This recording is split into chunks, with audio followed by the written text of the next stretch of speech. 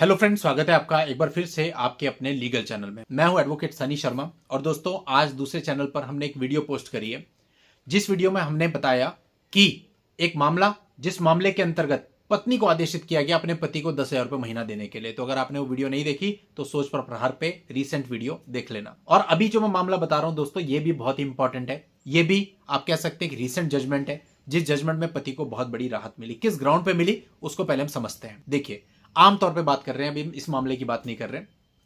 आपके साथ जो प्रॉब्लम्स होती हैं, कॉमन प्रॉब्लम वो ये होती है कि जब डिस्प्यूट हो जाता है, पत्नी चली जाती है, आपको थ्रेटनिंग मिलनी शुरू हो जाती है। अगर आप उसको वापस लाने के लिए कहते हैं, उसकी किसी गलतियों को उसके पेरेंट्स को बताते हैं, तो वो उसे कुछ कहने के बजाय उल्टा आपको थ्रेट करने लगते हैं कि भाई आपके ऊपर हम मामले दर्ज कर देंगे, हमारे पास बहुत सारे राइट्स हैं।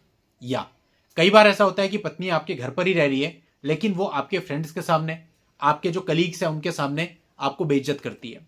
या कई बार आपने ऐसा देखा होगा कि वो आपके वर्क प्लेस पे आकर के कुछ ऐसा हंगामा क्रिएट कर देती है जिससे वर्क प्लेस में भी आपकी जो गुडविल है वो पूरे तरीके से खत्म हो जाती है। या सोसाइटी में कुछ ऐसा हंगामा करती है कि जो नेबर्स हैं उनके सामने आपकी पूरी की पूरी रेपुटेशन खत्म हो जाती है। या आपके रिलेटिव्स को उल्टे सीधे मैसेज भेज देती है, जाकर के कुछ ऐसा आपके बारे में बोल देती है जिससे उनकी नजरों में भी आपकी जो रेपुटेशन है वो खत्म हो जाती है। दोस्तों इस प्रकार के मामलों में आप हमेशा सोचते हैं हम क्या करें, और आप इस रिश्ते को आगे भी नहीं चलाना चाहते। तो इसी प्रकार का एक मामला है जहां पर पति को बहुत बड़ी राहत कोर्ट से मिली है।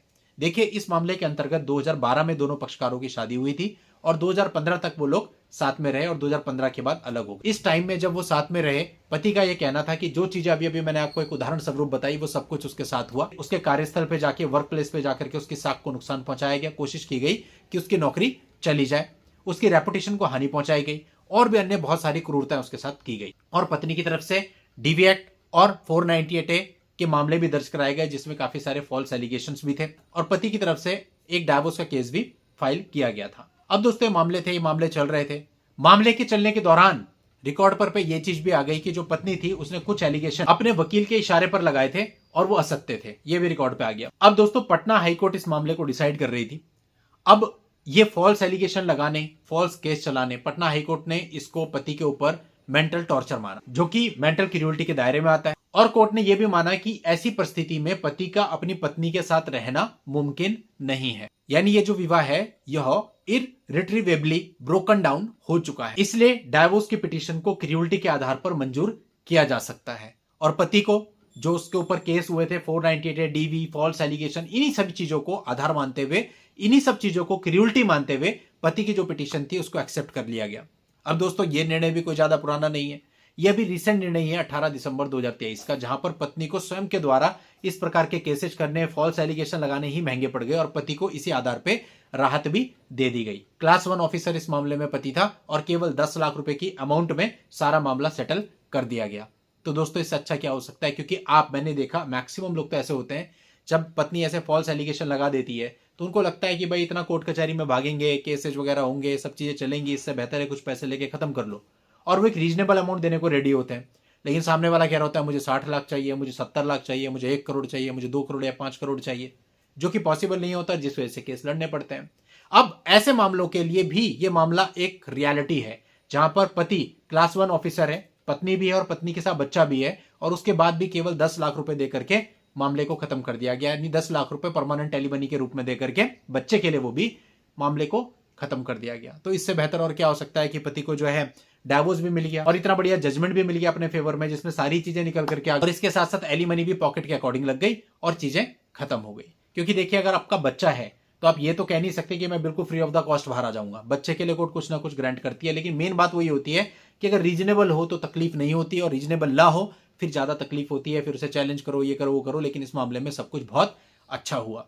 तो दोस्तों अगर आपके मामले में भी पत्नी ने इस प्रकार की क्रूरटी आपके ऊपर की है तो आप उनको साबित कर सकते हो। बस एक ही शर्त है कि आप अपनी पिटीशंस को बहुत अच्छे से बनाएं, क्योंकि आपकी पिटीशन पे आपका मुकदमा चलना होता है। और कई बार हम पिटीशन का रूप ही ऐसा देखते हैं कि देख करके हमें खुद लगता है कि यार ये आदमी कर क्या रहा है। क्योंकि अभी रिसेंट एक मामला आया था जिसके अंदर एक पिटीशन थी, 1.5 पेज में पिटीशन खत्म हो गई, एक सिंगल ग्राउंड भी लिखा हुआ नहीं था, इतनी तारीख को शादी हुई, इतनी तारीख को झगड़ा हुआ, इतनी तारीख को चलेगी, मुझे डाइवोर्स दे दो। ऐसा नहीं होता है।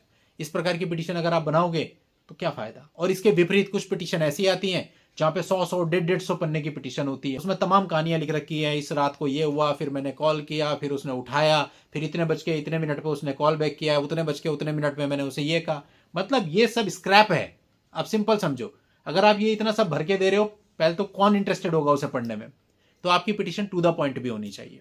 ऐसा भी नहीं कि ये सारी कथा कहानियां आपने इसी तरह से पिरो दी, लिख दी, तो उसका भी कोई मतलब नहीं है, उसका केवल आपको नुकसान ही होता है, कोई फायदा नहीं होता। तो एक बैलेंस्ड वे में आपको पिटीशन बनानी होती है कि आपकी बात भी पूरी आ जाए, आपके ग्राउंड्स भी सारे आ जाए, और अननेसेसरी पिटीशन में कहानी ना आए, बहुत ज्यादा पिटीशन लंबी ना हो जाए, इररिलेवेंट बातें ना आए। तो ये सब चीजों को ध्यान में रख के आप पिटीशन फाइल करेंगे तो आगे जाकर के आपके हक में आने के चांसेस बहुत ज्यादा हो जाते हैं। तो उम्मीद करता हूं आपको पूरा मामला समझ में आ गया होगा। इस मामले का लिंक आपको इस वीडियो के नीचे डिस्क्रिप्शन में मिल जाएगा, वहां जाकर के आप इस मामले को जान सकते हैं। और इस मामले का जजमेंट अगर आप डाउनलोड करना चाहें तो मैं केस नंबर भी वीडियो के नीचे डिस्क्रिप्शन में दे दूंगा, आप पटना हाईकोर्ट की वेबसाइट पे जाके डाउनलोड भी कर सकते हैं। चलिए दोस्तों, आज के वीडियो में इतना ही। नेक्स्ट वीडियो में नई जानकारी के साथ मैं आपसे फिर मिलता हूं। तब तक के लिए goodbye and thank you for watching. Take care.